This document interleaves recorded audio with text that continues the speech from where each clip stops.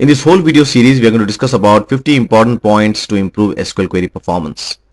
So what we'll do is we will first try to understand what is a SQL query plan. We will try to understand how to read a SQL query plan. We will then move towards understanding various physical and logical operators contained in a SQL query plan. So we'll try to understand different physical operators like physical and logical operators like table scan, index scan, what is good and what is not good at different situations. We will also look into fundamental concepts of clustered and non-clustered indexes and what are the best practices we need to follow when we choose a cluster index and when we choose a non-cluster index. We will then move towards some advanced techniques like indexed views using SQL Server Profiler, etc. So I'm sure that this whole series you will enjoy, and we would recommend that either you are a fresher or either you are a senior person, please do have a look at least have a glance at all of the videos contained in this series. So welcome to this video series, and I hope that you will enjoy this whole series. Before we move ahead, let's try to understand three important concepts. Query plan. So how do we read a query plan? How do we see a query plan for SQL? And what are the various factors we should be looking into the query plan? The second one is physical and logical operators. Whenever we read a query plan, it is comprised of physical and logical operators. So we need to understand basically what are these operators and how they influence your performance. And finally, we are going to use the logical reads to measure our query performance.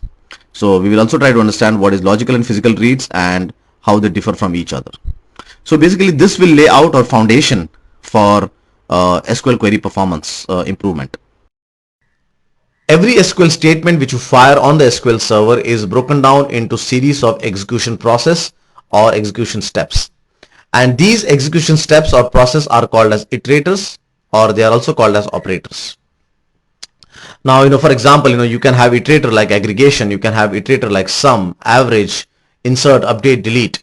So iterators and operators are nothing but, they are basically logics which you need to execute that SQL statement. Now there are two kinds of operators / iterators. One is the logical iterator and the other one is a physical iterator. So every SQL statement which you write on the SQL server will be comprised of logical operators, and these logical operators will in turn point towards a physical operator. Now logical operator is nothing but it's basically the conceptual plan. Okay, it's not the actual logic. So for example, let's say that you want to make an inner join, right? So the logical operation or the plan is to do an inner join. But how do you do an inner join? For that, basically you need to have the actual logic, and the actual logic is a physical operator. So for example, an inner join logical operator can be completed by either using a merge join, or it can be either completed by using a nested loop. So logical operators are conceptual plan, while physical operators are actual plan. Now one logical operator can point towards multiple physical operators. So in other words, whenever your SQL engine parses a SQL query and it says that, okay, this is the logical operation, depending on situations, for that logical operation, SQL engine can take up multiple physical operators. So for example, to execute an inner join kind of a SQL conceptual plan, it can either use a merge join or it can either use a nested loop. Now, there are many physicals and logical operators.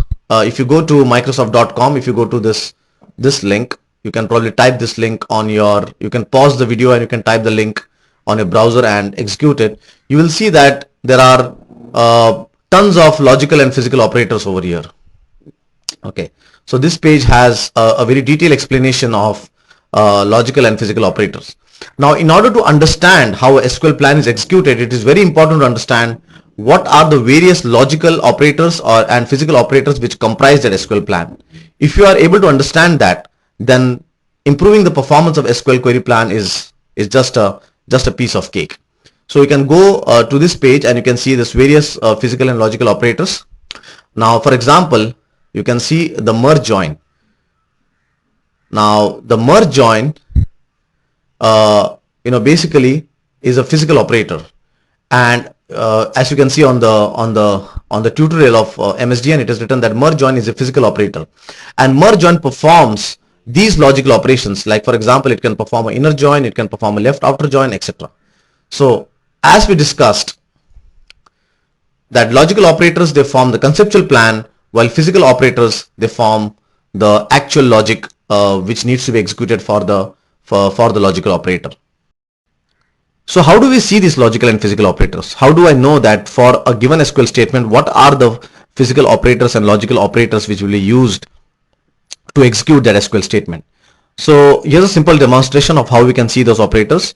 I have a simple SQL statement here called as select star from customers, and the customers table is just if you just execute this, it has a bunch of records which basically has a customer code, customer name, and a register date. Now, in order to see that how this SQL statement will be executed by the SQL engine, you need to use the SQL query plan. So in order to display the query plan, you see that there is an icon here. So write your SQL statement on your analyzer and hit this icon. I am circling my mouse to show you the icon. Now once you hit on that icon, it will display a tab called as execution plan. Now this tab basically shows you what are the different physical operators which are seen on the query plan. For example, here it is saying that it is using the clustered index scan physical operator to fire this SQL or to execute this SQL statement. Executing a SQL statement is a three-step procedure. So once you fire the SQL statement to the SQL engine, the first thing it does is it checks for syntaxes. It says that are all the syntaxes fine? Is there any kind of a compilation error, etc. Once the syntaxes are fine of the SQL of your SQL, it basically generates something called as a query processor tree, and this query processor tree is fed to the optimizer. Now the optimizer, it looks at the query processor tree and says that which are the tables which are involved into this SQL statement. It takes those tables and it analyzes the data statistics. In other words, it analyzes that how much data is existing on the table, is there any kind of primary key on the table, and then does the table span over multiple SQL pages, etc. And depending on the data statistics plus the query processor tree, it generates a estimated plan. Now this estimated plan is later fed to the SQL engine for execution, and after the execution, the actual plan is prepared. Now remember that there is an estimated plan and then there is an actual plan. That's a very important concept. So if you go to your SQL engine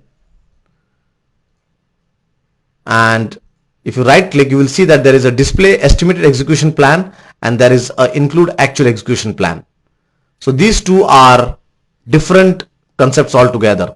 The estimated execution plan is just an estimate which the SQL optimizer analyzes before even executing the SQL statement. So it's a conceptual plan, or it's just a plan. It's not the actual thing which will happen during execution. While the actual execution plan is a different, it can be a different plan altogether. If when you execute a SQL statement, whatever was your estimated execution plan, it will try to follow that. But in case it finds something better to be done, it will actually change its plan. So the estimated execution plan can be different from actual execution plan while the SQL is running. There are two important attributes which we need to understand when we talk about SQL performance tuning. One is the physical read and the other one is the logical read. Especially the logical read is a very important aspect, and henceforth, whenever we do SQL tuning in the coming of videos, we will be using this attribute, that is logical read attribute, as one of the important metrics to measure performance. So let's try to understand first the difference between physical read and the logical read. Now what happens is, when you actually fire your SQL statement, it actually fires on the actual database, your actual physical database. Now SQL Server allocates some kind of memory for SQL cache. So for example, records or tables which are been queried again and again, those records are stored into SQL cache. Now initially when you fire a SQL statement, there is a physical read which happens, and later this records or this data is placed on the SQL cache, and henceforth when you fire again the same SQL statement, it will try to read from the SQL cache. So whenever the data is read from the actual physical file, or whenever there is an actual hard disk IO input output, then it is called as a physical read. And whenever the data is read from the SQL cache, then it is called as a logical read. Let's try to understand that how we can do or how we can measure physical and logical read. Now in order to measure the physical and logical read, we need to use the set statistics IO on statement. So here's my SQL statement for which I need to understand that how much logical reads and physical reads will be taken or will be needed. So what I do is that I first fire this statement, that is set statistics IO on, which says that on all the statistics which are concerned for this SQL statement. Now once you fire this query, let me just select the proper database. Now once you fire this query, you will see a messages tab here. Now click on the messages tab, and that's where you can see the number of logical reads and physical reads. So you can see that for this statement, that is select star from customers, the total logical reads are 21 while the physical read is 0. Must be that this SQL statement was already cached, so that's why there is no physical read. If you stop and start the SQL server again, you will find some value in the physical read. The most important part here to note is the number of logical reads. Now the logical reads means, it means that that many number of IOs are taking place to read the data from the SQL cache. So less the number of logical reads, the more the better performance is of the SQL query. We hope you have enjoyed this video. This was a fundamental video, and it will be a stepping stone to understand the other coming up videos. So in case you have not gone through it, please do again reiterate and try to understand these three important concepts, that is query plan, operators, and physical and logical reads. In the coming up videos, we will pick up the important operators, and we'll try to understand what is good in what situations.